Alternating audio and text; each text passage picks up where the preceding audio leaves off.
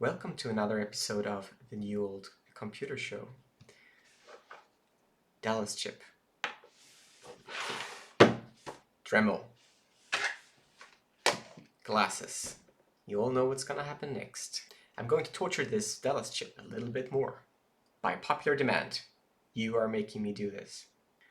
So some people pointed out in the comment section very helpfully that if you connect a fresh battery in parallel with a dead battery, the fresh battery will drain faster.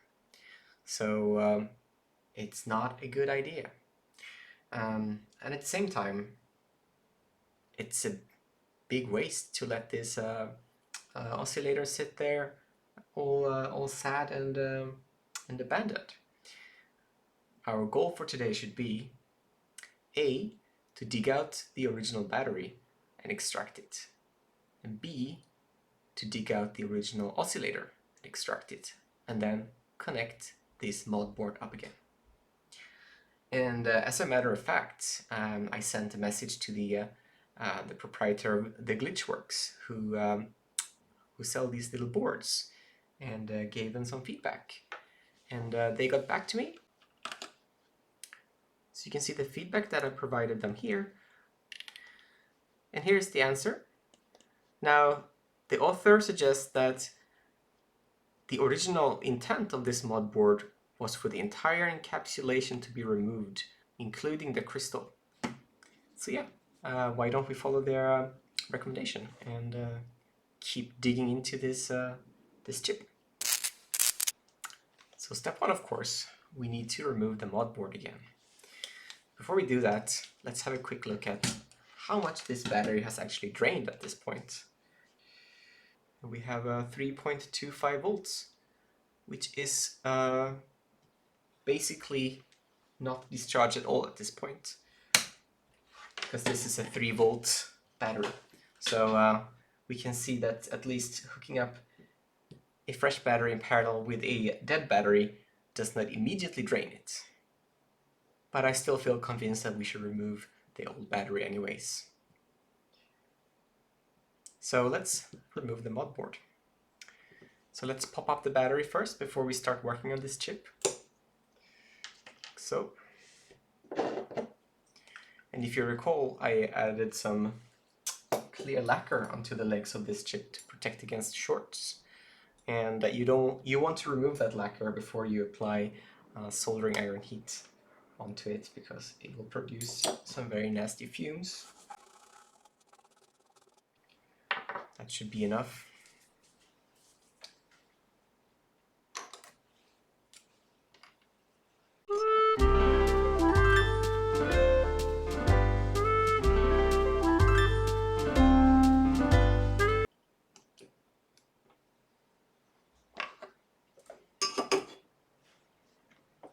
Here we go.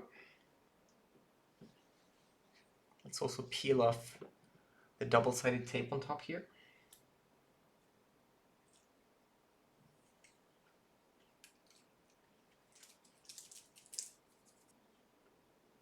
And let's put the motherboard aside for now.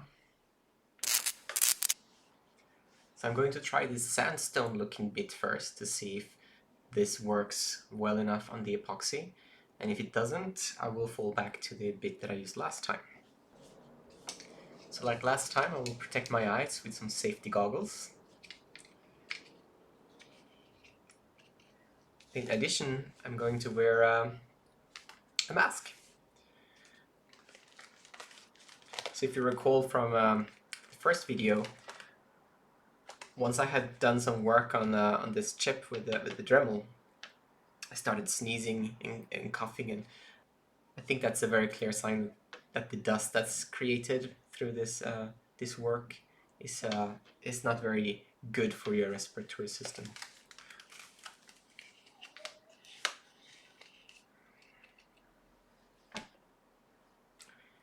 And I'm still going to hardcore use my fingers, so wish me luck. So the theory is that the battery is going to sit in between these two terminals, and that the crystal oscillator will sit over here.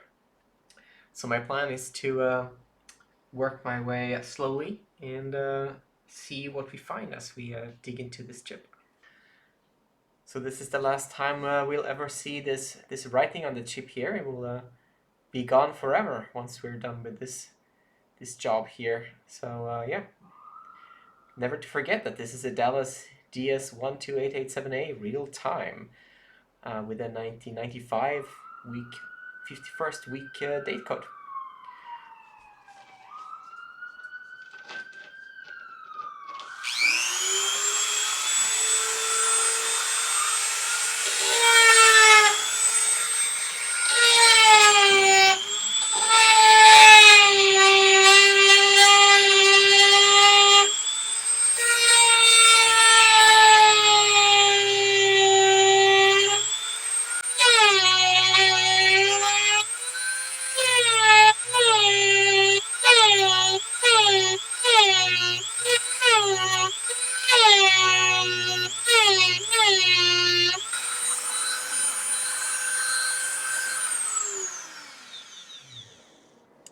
Quick break to inspect how far we got. First of all, look at this gross gray dust. This is pretty nasty. We're also getting good chunks of epoxy just popping off. I have a lot of it in my lab here. And the tool is definitely getting pretty gray, pretty dusty there.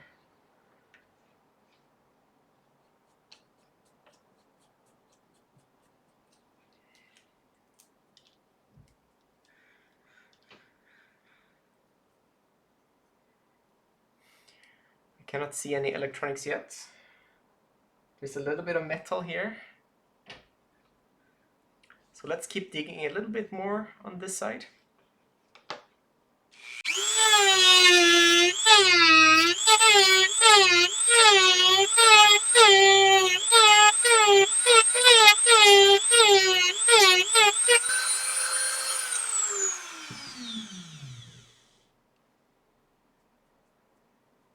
Oh, I think we hit the crystal oscillator there. Looks like we've cut out about half of the oscillator. That would be my guess anyways.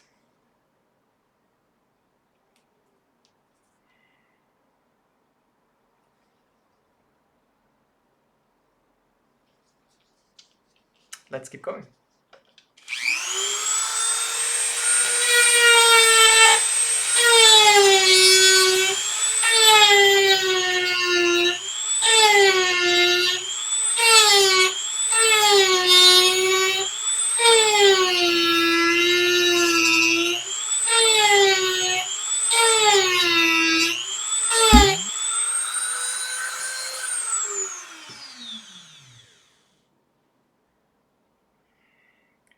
I think the crystal oscillator popped right out there.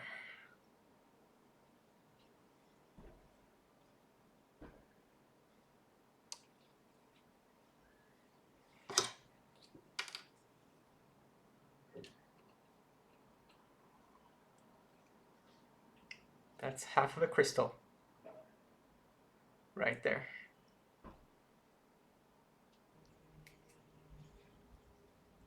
You can see the little hole that it used to be inside. So let's start working on the other side of the chip now, where we expect the battery to be somewhere here. So I'll be curious to see what happens when we hit the little lithium battery cell with our Dremel. Hopefully it won't be too much of a volatile reaction.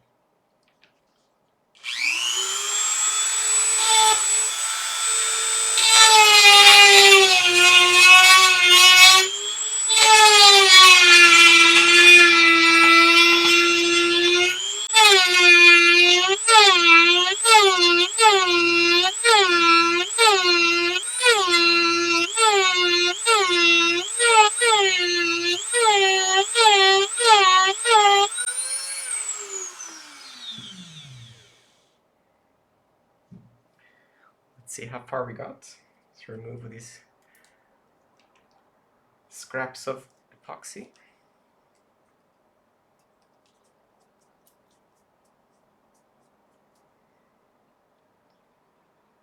You can see a little bit of a metal shining through there, which I think is one of the battery terminals.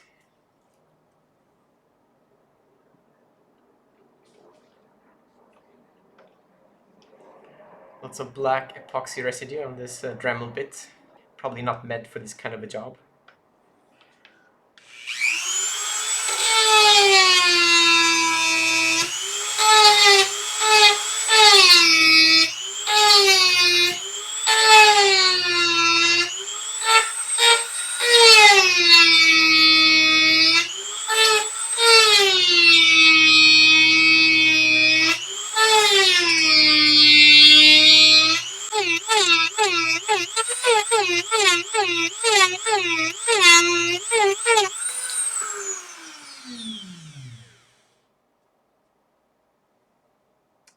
I think I can see the battery cell now. I think you can just make it out in the camera there.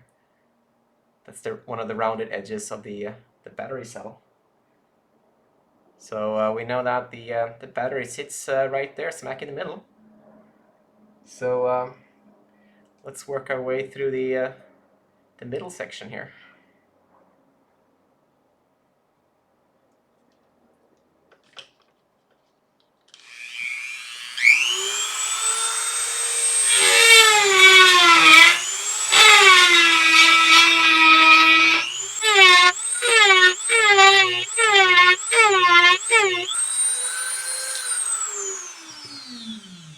This is where it's getting mighty precarious to do this job with your fingers.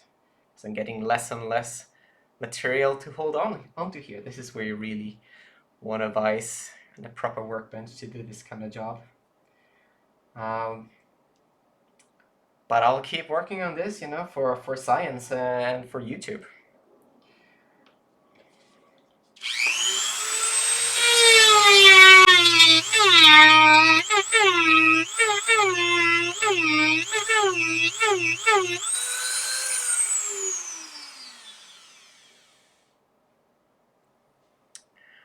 There's this epoxy residue on the bit there is getting thicker and thicker, I think, and it's having less and less of an effect on the encasing there. So I think I'm going to try and scratch some of that off. See if we can get that off there.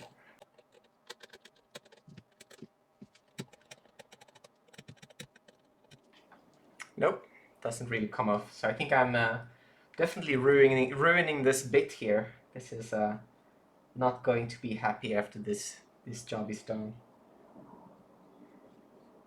So in fact, let's switch out to the bit I used the last time, the thinner bit. Looks like so, different material.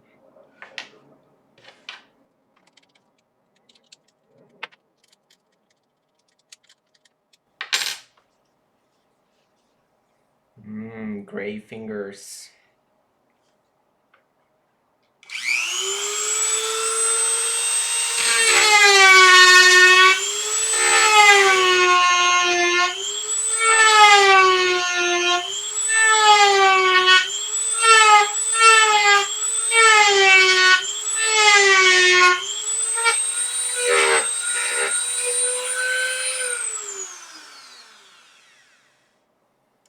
You can see the battery cell right there.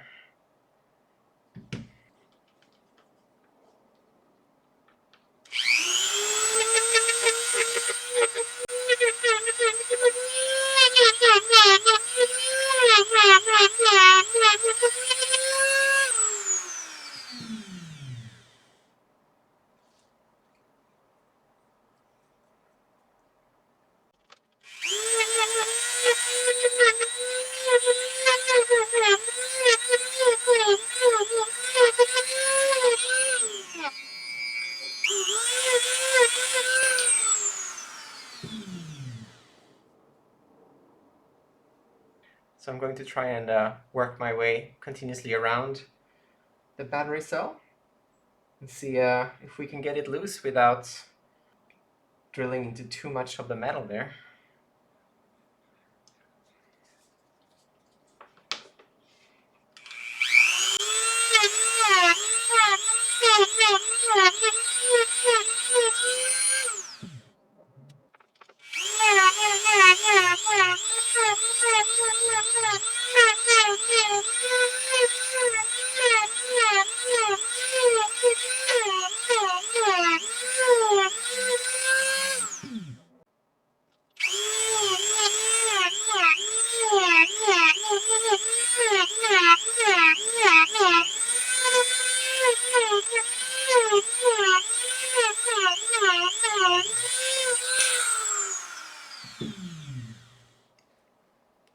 The tool is just incredibly close to my fingers as I work my way through around the battery cell there. I would never recommend anybody doing this. It's way too dangerous. You know, don't please don't do what I do. I'm sure there is a way you can just cut out the package from underneath, for instance, if you have like a saw.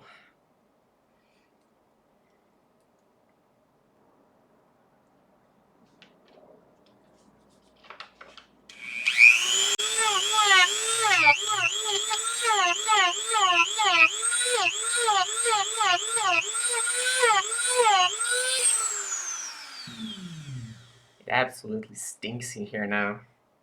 Even with the mask on, I can sense it.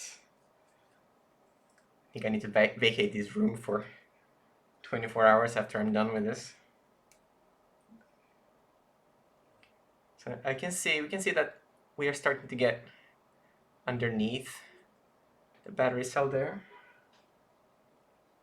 I'm going to see if I can pry it out of its little hole there. Let's get a little pick, see if we can just bend it out of there.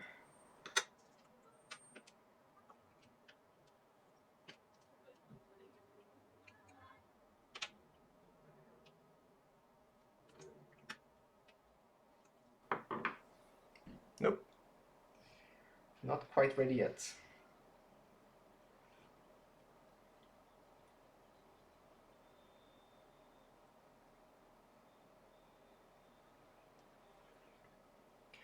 We can, it's hard to see in the camera perhaps, but we can actually see the lead that goes here now from between the cell out here to the edge pin.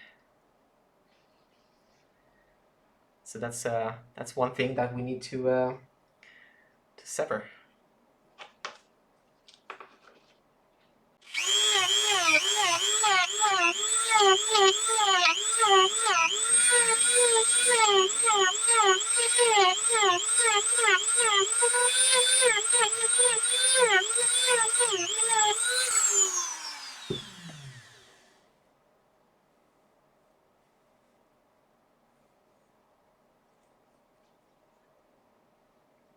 I think the battery may have been severed from the circuitry now.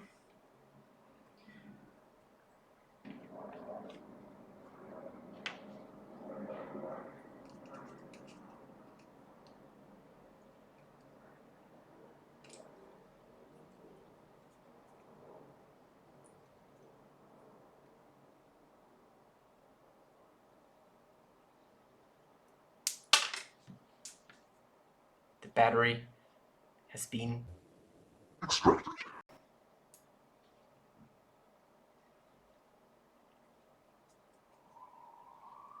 There's where it's at. So actually didn't need to have dug quite that deep as I did, but I think it was just stuck in there. I don't dislike how this looks. Maybe I'll cut off a little bit of the corner right here. Just Dremel down this a little bit so that I can get the board mounted fairly flush.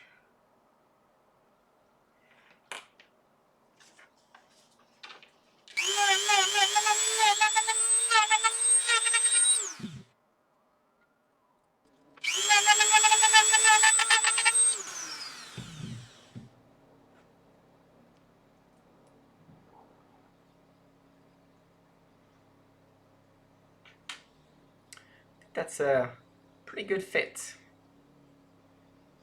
So it would sit a little bit at an angle because this edge is taller than this edge, but I think I'm done cutting into this epoxy at this point. So I changed my mind. I think I'm going to make this flush after all, just to make it a neat and sturdy installation.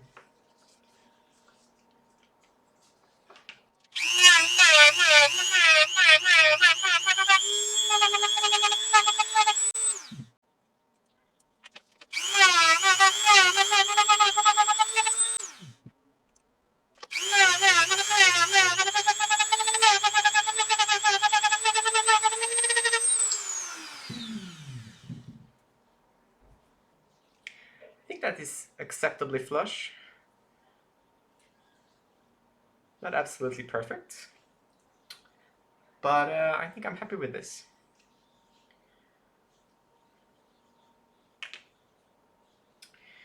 All right, so next step, clean up my workspace. Clean up this chip. There is dust everywhere. There's dust on my squeezy bottles. Dust on my soldering station. Dust on my mouse. Dust on my keyboard.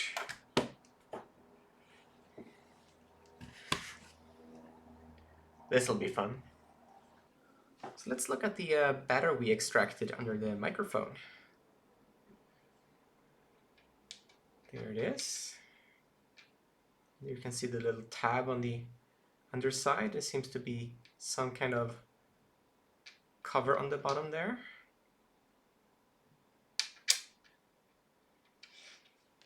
And then let's have a look at the mutilated crystal. Poor thing is, it's not much remaining there.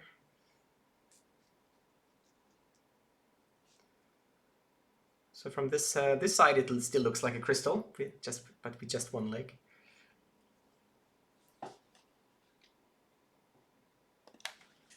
And we can also see if there's any charge left in the battery after we extracted it. I doubt so.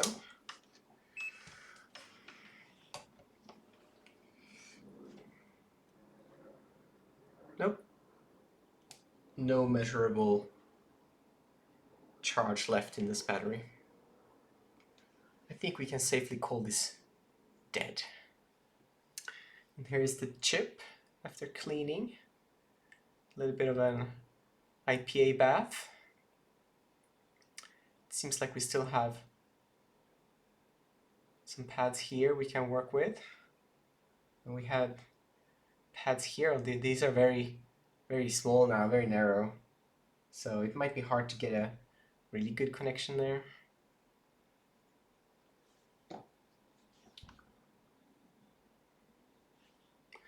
So let's put the motherboard back on this thing and see if we can get a clock signal.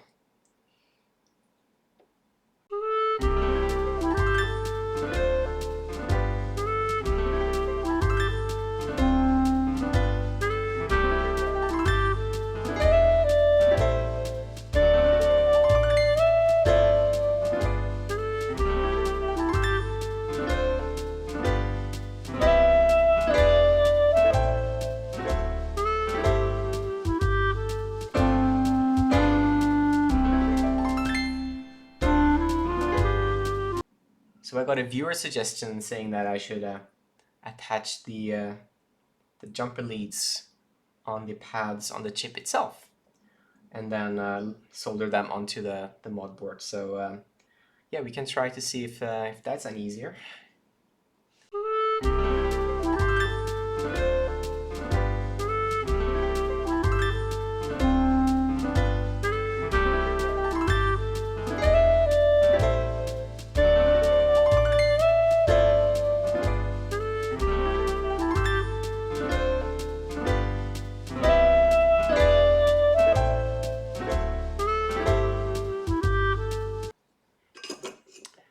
Right, 2 leads are on there.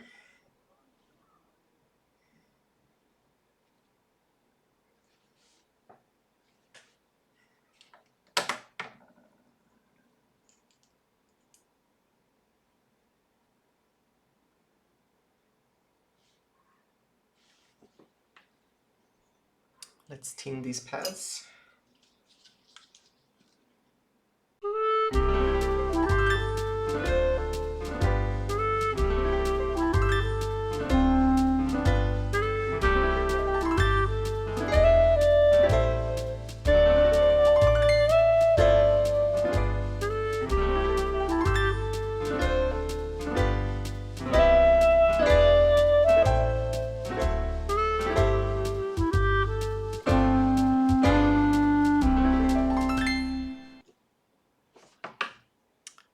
on there.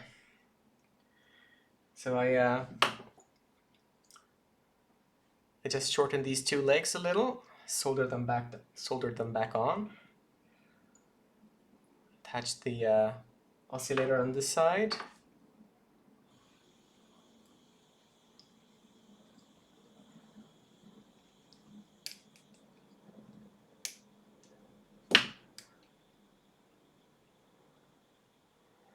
And I think we have a pretty decent installation. So let's put the battery in and then see with our scope if we can see a signal coming from the onboard oscillator.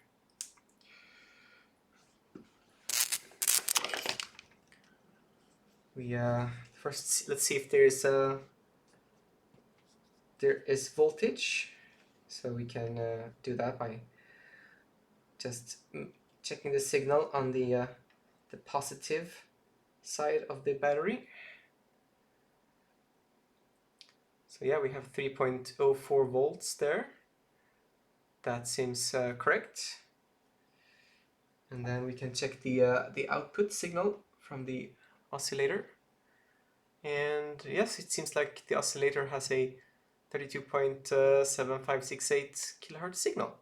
So this chip is functioning correctly, which is a huge relief after subjecting it to all that ultraviolence.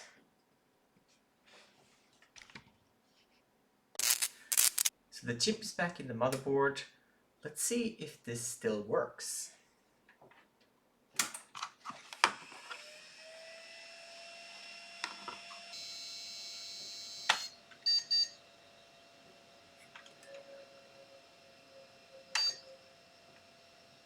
So let's set the clock and change a few settings. So first of all, let's turn off all the drives,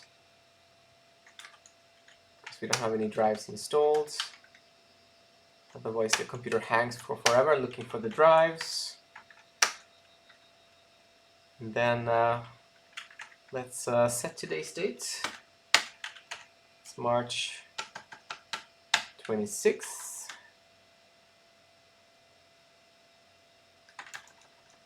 2003. And it is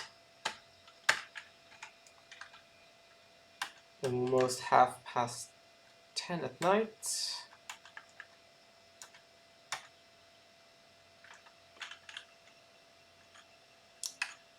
And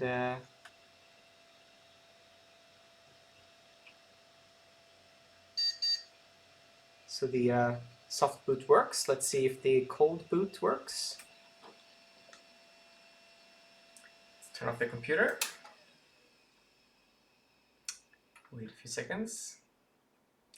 This computer is quite old school in that the power button actually physically severs the mains voltage from the power supply. There's a mains voltage cable that comes down through to the power button and then goes back to the PSU. So pressing this button constitutes a cold boot.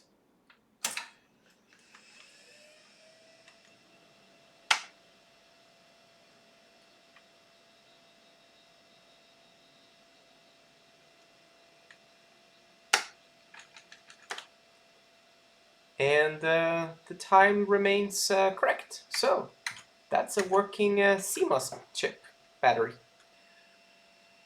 Now let's see what kind of signal we're getting out of the crystal oscillator here.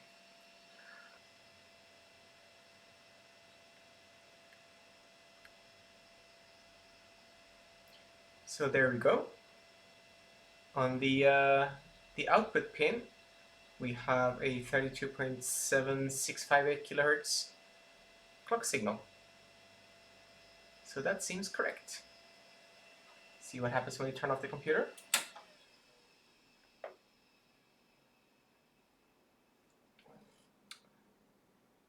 Then it drops in voltage, but it seems like the same signal.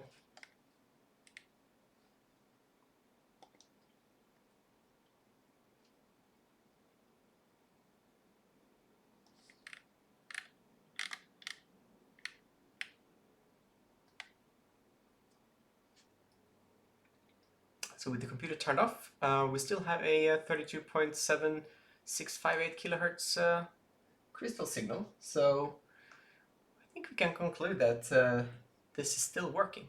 So that's great. So there you have it. That's a Dallas DS12887 clock and CMOS battery chip repaired in the way that the creator of the mod intended.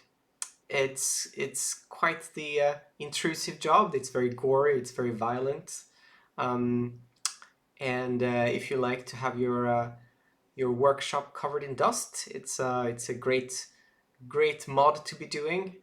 I'm sure there are better ways of cutting out that enclosure. So yeah, please by all means give me feedback. Tell me if there's anything else we should be doing with this chip. And if you enjoyed this video, I will keep making videos of interesting projects that I do here in my workshop. So don't hesitate to push that subscribe button or that like button. I really appreciate each and every one of you who subscribe, who like, who leave comments. You'll make this worthwhile. Anyways, I think that's it for today's video. Thanks again for watching. Have a great rest of your day. Bye.